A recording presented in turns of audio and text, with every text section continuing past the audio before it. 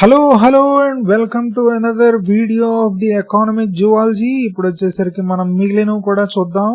So the lac insect in India is primarily belongs to genus ఏంటి Laccifer అనేది main.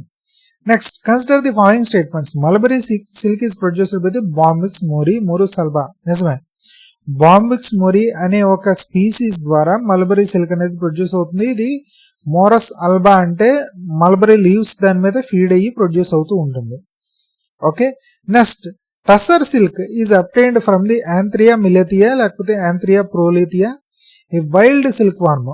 ఒక్కోసారి టేకు leaves మీద ఒకటి పడుతూ ఉంటుంది, ఇంకోసారి ఓక్ చెట్లు ఏవైతే ఉంటాయో ఓక్ లీవ్స్ వాటి మీద తిండి ఈ టస్సర్ సిల్క్ అనేది ప్రొడ్యూస్ అవుతూ ఉంటుంది. Next eri silk is non mulberry variety reared on the castor leave. ఈ ఎరీ సిల్క్ నే అహింసా సిల్క్ అని కూడా అంటారు. ఎందుకంటేనండి సిల్క్ అన్ని వాటిల్లో ఏం చేస్తారంటే మల్బరీ సిల్క్ కానీ టసర్ సిల్క్ కానీ మొగా సిల్క్ కానీ ఇవన్నీ కూడా ఏం చేస్తారంటే అవి గూడు కట్టుకుంటాయి. శుభ్రంగా వాటిని తినేసి బాగా బలిసి గూడు కట్టుకుని వికసించి బయటకు వెళ్ళిపోవడానికి గూడు కట్టుకుంటాయి. అవి లోపల ఉండగానే ఆ గూడు లోపల ఆ పురుగులు ఉండగానే ఆ గూడులను అంతటిని కూడా ఉడకబెట్టేస్తారు. ఓకే, అలా ఉడకబెట్టేయడం వలన వాటిల్లోనే చచ్చిపోతాయి ఆ గూడుల్లోనే ఆ పురుగులు అనేవి. ఆ పురుగులు అనే వాటిని అప్పుడు బయటికి తీసేసి ఈ గూడుల ద్వారా సన్న దారాలను అంతటి సిల్క్ దారాలని కింద తయారు చేసి ఆ ఉండల్ని బయట అమ్ముతూ ఉంటారు. ఓకే, దాని ద్వారా సిల్క్ అనేది ఉపయోగపడుతూ ఉంటుంది. కానీ ఈ ఎరీ సిల్క్ అనే ఏదైతే ఉందో ఇది క్యాస్టర్ లీవ్స్ అంటే ఆముదం ఆకుల మీద పడి తింటూ ఉంటుంది. దీన్ని ఏం చేస్తారంటే దీంట్లో మాత్రం అవి తింటాయి, గూడు కట్టుకుంటాయి. గూడు కట్టుకుని ఒక సీతాకోక చిలుక మాదిరిగా ఎదిగిన తర్వాత ఆ గూడుని చీల్చుకుని బయటికి వెళ్ళిపోతాయి. అలా వెళ్ళిపోనేస్తారు. అలా అవి వదిలేగా ఉన్న గూళ్ళని ఉడకబెట్టి దాన్ని అప్పుడు దారం కింద చేస్తారు. కానీ ఈ ఎరీ సిల్క్ వచ్చేసరికి ఏమంటారంటే పూర్ మెన్స్ సిల్క్ అని అంటూ ఉంటారు. ఓకే, ఈ పూర్ మెన్స్ సిల్క్ అని కూడా అంటూ ఉంటారు. ఎందుకు అంటే కనుక ఈ సిల్క్ అన్నిటిలో కూడా తక్కువ రకం ఉన్న సిల్క్ ఇది. దీంట్లో ఏమవుతుందంటే ఇలాగా ఎప్పుడైతే ఈ గూడుని చీల్చుకుని బయటకు వెళ్ళిందో దానిలో ఉన్న దారం పోగులు కూడా తెగిపోయి ఉంటాయి. దాని నుంచి మనకి దారం అనేది ఫార్మ్ అవ్వాలి అంటే కనుక లావు లాంటి దారం ఉంటుంది కానీ ఒక సన్నటి దారం అనేది ఏర్పడదు. కాబట్టి ఈ ఎరీ సిల్క్ అనేది బరువుగా ఉంటుంది, మందంగా ఉంటుంది, చలిని బాగా ఆపుతుంది. సూపర్, అసలు చలి ఉండే ప్రదేశాల్లో ఎరీ సిల్క్ అసలు సూపర్. ఓకే, సో దీంట్లో అహింసా సిల్క్ అని ఎందుకన్నారంటే ఇది మెయిన్గా ఆ గూడు నుంచి అది బయటికి రావడానికి అలౌ చేస్తున్నారు. అంతేగాని ఆ గూళ్ళో ఉండగానే దాన్ని చంపేయట్లేదు ఉడకబెట్టేసి. సో ఆ విధంగా ఎరీ సిల్క్ అనేది నెంబర్ 1 అసలు. ముగా సిల్క్ వచ్చేసరికి ఇది అస్సాంలో ఎక్కువగా ఉత్పత్తి అవుతూ ఉంటుంది. ఈ ఉత్పత్తి అయ్యే సిల్క్ వచ్చేసరికి కొంచెం గోల్డ్ షీన్ కలర్ అనేది ఉంటూ ఉంటుంది. సో ఇది వచ్చేసరికి యాంథ్రియా అస్సామనీస్. అస్సామని ఈ పేరులోనే ఉంది చూడండి. ఈ అస్సామని పేరు గమనిస్తే చూడండి, అత్రయ అస్సామనీస్ అంటే మూగా సిల్క్ అని పెట్టండి, గోల్డ్ సిల్క్ అని పెట్టండి. ఎందుకంటే అవే ఆ పురుగులే ఇవన్నీ కూడా తిని ఈ గోల్డెన్ ఎల్లో కలర్ ఉన్న సిల్క్ అనే వాటిని తయారు చేస్తూ ఉంటాయి. సో అన్నీ కూడా రైట్ ఆన్సర్స్. ఓకే, సో ఒక్కోటి కూడా ఒక్కో దాని గురించి తెలుసుకోవడానికి మీకు బాగా ఉపయోగపడింది. నెక్స్ట్ రసెల్స్ వైపర్ ఎప్పుడు కూడా మీకు హెమటోటాక్సిక్ అండి, హీమోటాక్సిక్ అండి. హీమోటాక్సిక్ ఏం చేస్తుంది అంటే కనుక ముందర క్లాటింగ్ మెకానిజం ని డిస్టర్బ్ చేసి పడేస్తుంది. ముందర ఏం చేస్తుందంటే మీ బ్లడ్ క్లాట్ అవడానికి కావాల్సింది ఏమిటి అంటే కనుక ఫిబ్రినోజెన్ లేకపోతే థ్రాంబిన్. ఈ రెండింటిని కూడా ముందర యాక్టివేట్ చేసి పడేస్తుంది బాగా బాడీలోని. యాక్టివేట్ చేసేసి శరీరంలో ఉన్న ఈ 2 రిజర్వ్స్ ను కూడా ఆగొట్టేసి ఇంకా బ్లడ్ క్లాట్ అవ్వకుండా చేసి పడేస్తుంది. బ్లడ్ క్లాట్ అవ్వకుండా ముందర క్లాటింగ్ చేసేలాగా ప్రేరేపించి వీటి రిజర్వ్స్ అన్నిటిని ఆగొట్టేసి తర్వాత బ్లడ్ క్లాట్ అవ్వకుండా చేసి పడేస్తుంది. ఆ తర్వాత ఏమవుతుందంటే ఇంటర్నల్ హ్యామరేజ్ కండిషన్ లేదా ఇంటర్నల్ బ్లీడింగ్ అనేది జరుగుతూ ఉంటుంది. ఇంటర్నల్ బ్లీడింగ్ అనేది జరుగుతూ ఉంటుంది. ఓకే, సో ఈ ఇంటర్నల్ బ్లీడింగ్ జరిగే ఈ హీమోటాక్సిక్ వచ్చేసరికి రసల్స్ వైపర్, రక్త పింజరి, దాని పేరులోనే ఉంది చూడండి, రక్త పింజరి. కామన్ క్రేట్ వచ్చేసరికి ఇది కట్లపాము, ఇది వచ్చేసరికి న్యూరోటాక్సిక్. కింగ్ కోబ్రా ఇది కూడా న్యూరోటాక్సిక్. సీ స్నేక్ వచ్చేసరికి మయోటాక్సిక్. హైడ్రోపిలాడే అంటే హైడ్రో అంటే వాటర్ లో నివసించేది కాబట్టి సీ స్నేక్. సో దీన్ని బట్టి మీకు ఇక్కడ చూస్తే కనుక విపిరాడే ఎలాపిడే అని ఒకటి ఉంది. విపిరాడే అని ఏంటి అంటే కనుక, విపిరాడే అంటే డైరెక్ట్ గా పిల్లల్ని బయట పెట్టేస్తూ ఉంటుంది, గుడ్లు ద్వారా కాకుండా డైరెక్ట్ పిల్లల్ని కనేస్తూ ఉంటుంది ఈ రసల్స్ వైపర్ అనేది. Okay right. So A is 2, Russell's viper అనేది haemotoxic, common krait neurotoxic 1, king cobra అది కూడా న్యూరోటాక్సిక్ 4. మనం 2, 4, 1 అన్నా పెట్టచ్చు, ఎందుకంటే న్యూరోటాక్సిక్ 1, 4 ఒకటే. డి సీ స్నేక్ వచ్చేసరికి myotoxic. So 2, 1, 4, 3 A is the right answer. Next, prawn fishery in India contribute significantly to marine export earnings. నిజమే, India is the largest producer of Penaeus monodon. Tiger shrimp కి అర్థం ఇది. Tiger shrimp అంటేనే పినియస్ monodon అని అర్థం. మీకు గుర్తుందా ఇందాక, ఇది number 1 brack water fish, export చేస్తూ ఉంటారు ఫ్రోజన్స్ లో. So both A and R are true and R explains the A. So ఇది right answer. Which of the following is not transmitted by insect vector in India? Insect vector Japanese encephalitis, Culex అనే mosquito ద్వారా వస్తుంది. కాలా అజర్ ఇది కూడా ఒక రకమైన CC flies అనుకుంటా, దాని నుంచి వస్తూ ఉంటుంది. డెంగ్యూ, ఎయిడిస్ ఈజిప్ట్ నుంచి వస్తుంది. ట్యూబరిక్లోసిస్ మాత్రం అలా రాదు, it's mainly from the droplets. Okay, ఒక పర్సన్ నుంచి ఇంకో పర్సన్ కి డ్రాప్లెట్స్ ద్వారా ట్రాన్స్మిట్ అవుతూ ఉంటుంది. Klinefelter syndrome in males is characterised by 44+X4.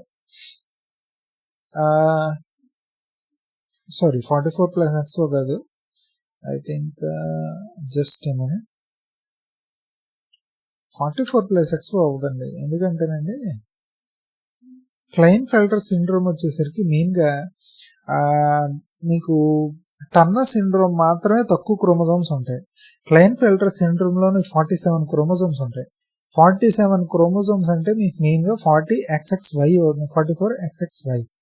So ఇది, సో దీన్ని బట్టి మీకు ఏమర్థమైంది,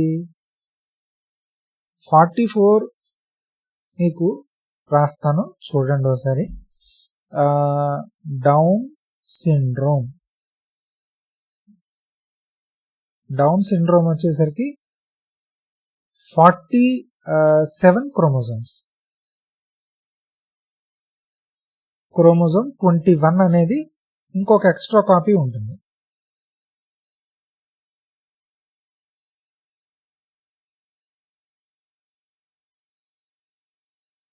chromosome 21 extra copy.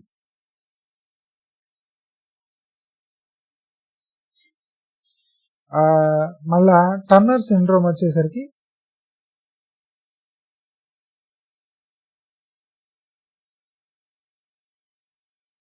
45 chromosomes.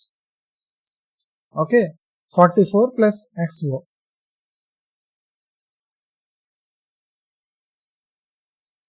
Just a minute.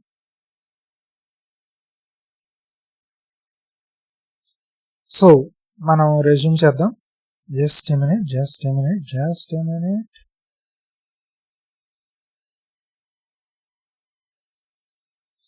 So Turner syndrome వచ్చేసరికి 45 chromosomes, 44+XO. Okay, and Klinefelter syndrome వచ్చేసరికి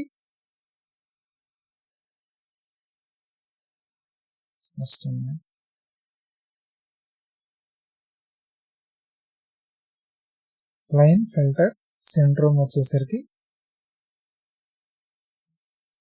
47 chromosomes, 44 chromosomes plus XXY. Okay, so next cri du chat వచ్చేసరికి ఇది 45 chromosomes. Chromosome 5 అనేది ఉండదు, లేకంటే షార్ట్ పెయిర్ అనేది ఉంటూ ఉంటుంది. Chromosome 5P.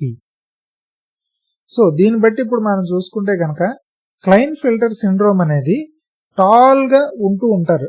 మేల్స్ కానీ ఫీమేల్స్ కానీ బాగా టాల్ అవుతూ ఉంటారు. దీంట్లో వచ్చేసరికి మెయిన్గా 44 క్రోమోజోమ్స్ మదర్ నుంచి ఫాదర్ నుంచి వస్తుంది. ఈ XXY అనేది వచ్చేసరికి ఏంటంటే అయితే మదర్ క్రోమోజోమ్లో అన్నా లేదా ఫాదర్ క్రోమోజోమ్లో అన్నా తేడా రావడం వలన ఒక ఎక్స్ట్రా కాపీ అనేది వచ్చేస్తూ ఉంటుంది వాళ్ళకి. సో దానివల్ల ఈ క్లైన్ఫెల్టర్ సిండ్రోమ్ అనేది వస్తూ ఉంటుంది. Next, consider the following about the DNA forensic tools. STR analysis. STR అంటే short tandem repeats. Short tandem repeats. Okay, so ఇది STR అంటే అర్థం. VNTR అంటే variable new tandem repeats. Okay, ఈ STR అనేది లేటెస్ట్ గోల్డ్ స్టాండర్డ్.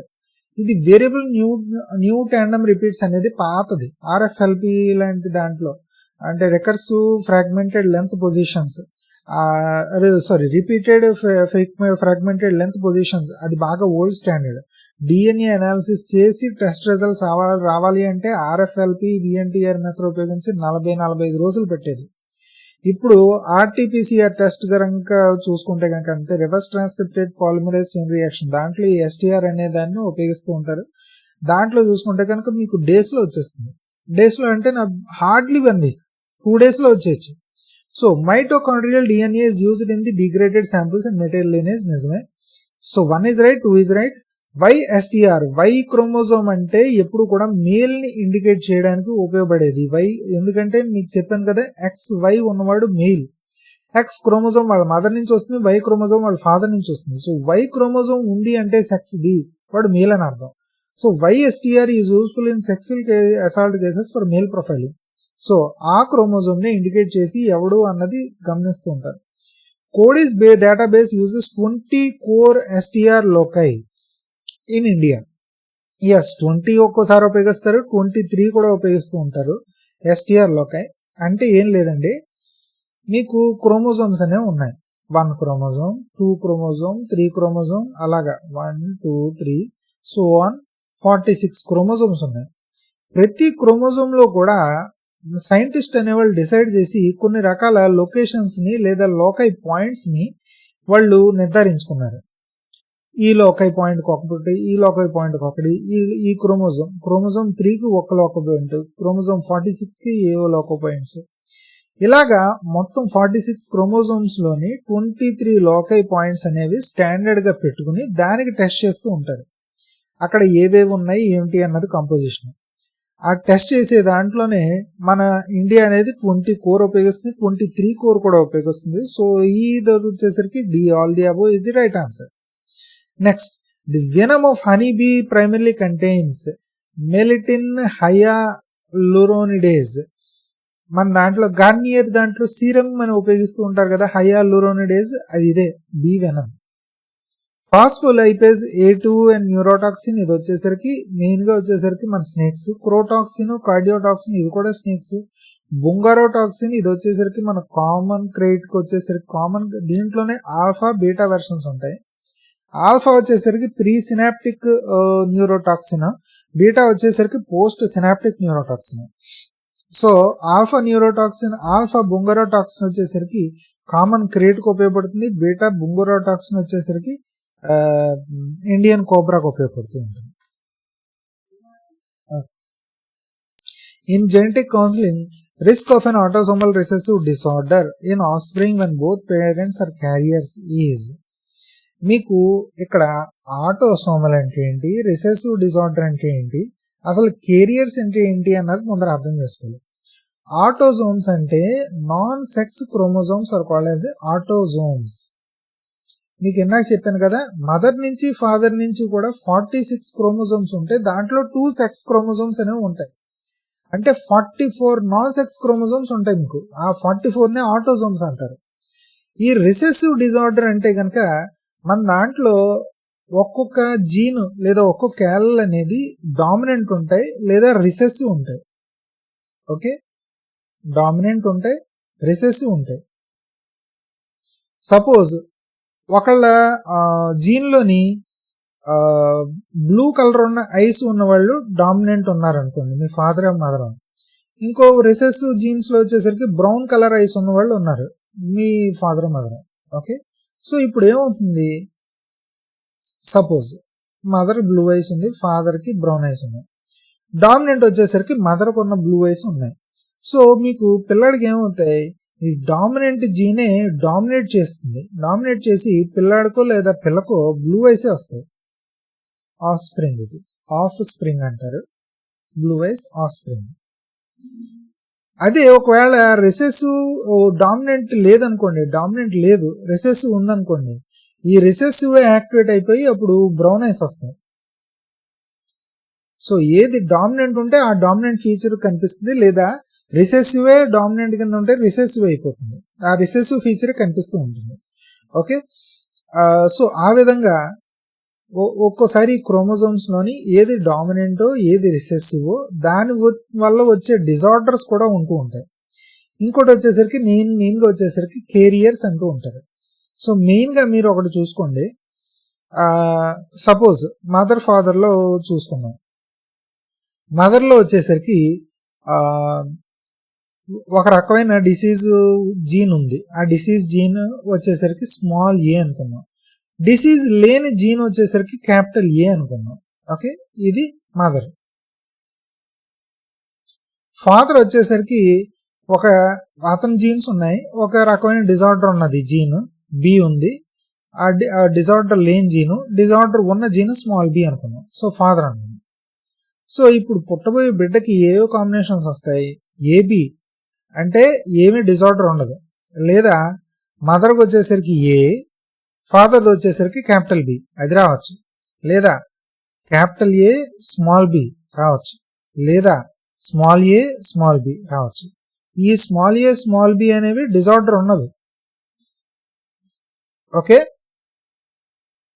సో వీళ్ళిద్దరూ కూడా careers అయ్యారు, ఎందుకంటే కనుక వీళ్ళకి ఎటువంటి వ్యాధి లేదు, కానీ డిజార్డర్ ఉన్న జీన్స్ ని వీళ్ళు క్యారీ చేస్తున్నారు, ఒక కాపీ.